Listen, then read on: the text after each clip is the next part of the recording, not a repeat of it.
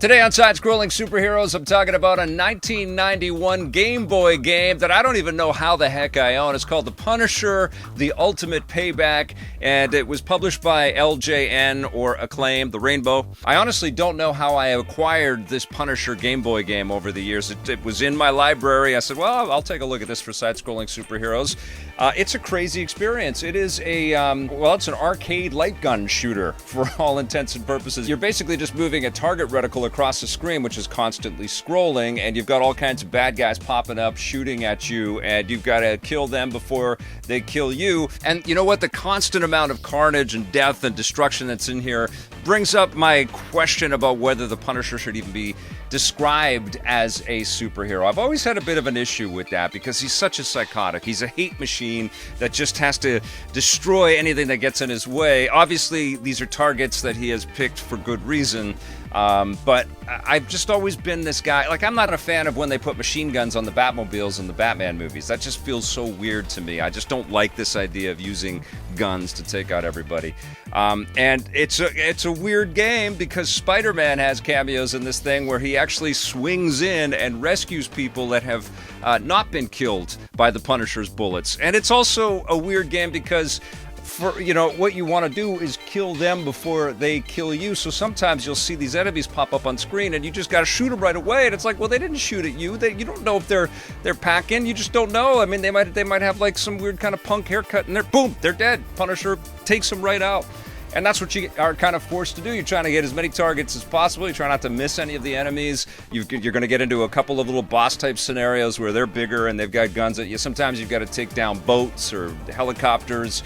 You basically just try to stay alive. It's a very difficult game. There aren't that many health pickups and power-ups that pop out of the screen. You do get different types of weaponry, like you'll be able to shoot at a machine gun or shoot to get more grenades, and the B button chucks out those grenades, which can be useful. Sometimes you'll have grenadiers just pop up out of the screen in waves, and they'll be throwing grenades at you. You can shoot the grenades out of the air as well. You can even shoot the ducks in the pond in this game. I'm telling you, Frank Castle is a psycho.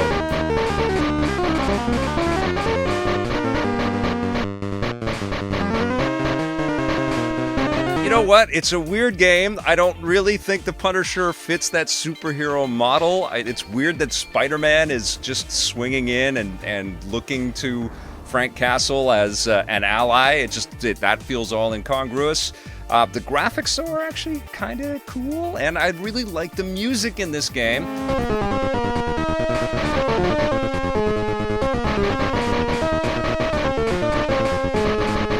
It's not especially long. It's really kind of like you've got an arcade machine and an itty-bitty little Game Boy cartridge. So you've only got 5 levels. You're in the docks, you're in the mall. The shopping mall is so weird because people are walking with their carts and there's just people dying all around them. And they're just walking along with their shopping carts. And murder is happening everywhere. And plate glass windows are shattering. But nope, got to get that shopping in. So there's a lot of that. A lot of like, what are you doing, helpless individual in the middle of this firefight, just walking around? And look at you, you poor ducks, dead. There's a lot of that. So you're in caves, you're in the jungle, where you actually have bad guys swinging through the trees like Tarzan. There is no subtlety in this game at all. It's basically kill as many as you can and get on that high score leaderboard.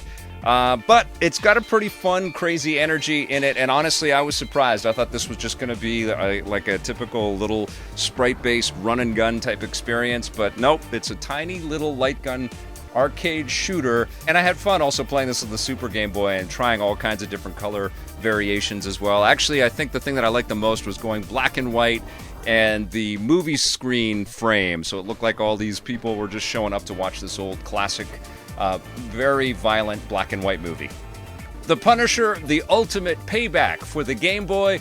It's actually okay. I'm going to give it a 7 out of 10.